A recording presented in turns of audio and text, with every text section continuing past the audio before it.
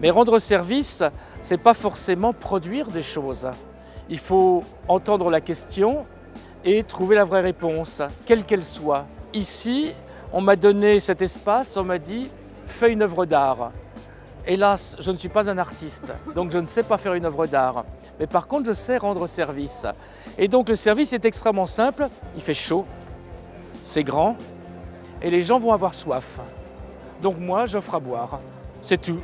Et cette métaphore est extrêmement simple, et c'est ça la réponse du designer. Vous avez soif? Voilà, je peux vous donner à boire. Après, on peut préciser la réponse, ce que j'ai fait, dire qu'est-ce que je vais vous donner à boire? Est-ce que je vais vous donner de l'alcool?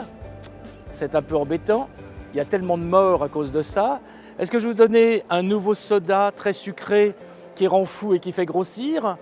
Je ne crois pas non plus. Alors j'ai travaillé des semaines et des semaines sur quelque chose qui ressemble à du vin, mais qui n'est pas du vin, et on vient de goûter, qui est très très bon.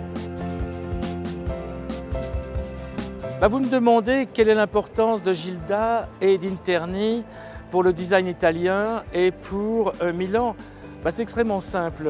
Hier, j'ai fait une interview, on m'a demandé qu'est-ce que serait le monde sans l'Italie.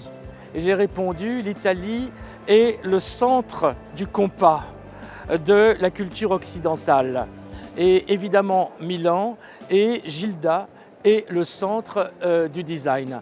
C'est-à-dire qu'on enlève Gilda, eh bien il y a un trou, tout s'arrête. Gilda, depuis toujours, depuis 4 siècles maintenant, a ce talent extraordinaire d'agiter, provoquer, aller chercher avec une énergie que je n'aurais même jamais. C'est une sainte. Et donc dorénavant, je préconise qu'on l'appelle Sainte Gilda. Vous savez, vous me demandez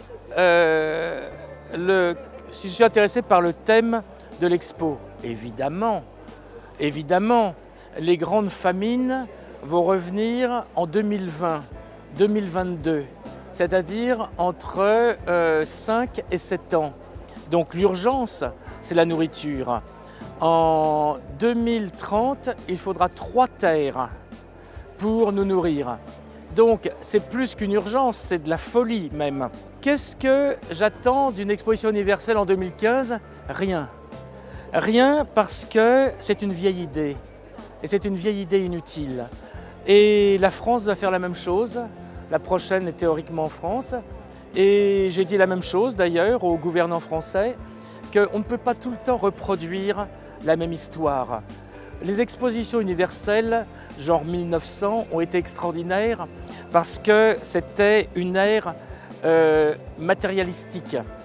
On montrait des locomotives, on montrait la Tour Eiffel, on montrait de la matière. Aujourd'hui, on n'a plus de matière à montrer puisqu'on n'en a plus. Et il ne faut même pas le montrer. Donc c'est inutile, c'est une vieille façon de penser. Alors là, on me dit, oui, mais on va faire tout en numérique. Et ça, c'est une aussi mauvaise façon de penser parce que c'est pas parce qu'on aura mis une forme moderne que le fond de l'histoire ne sera pas obsolète. Et surtout, si on met tout sur un numérique, dans ce cas-là, pourquoi venir de Hong Kong à Milan ou à Paris pour voir quelque chose que l'on peut voir sur son téléphone ?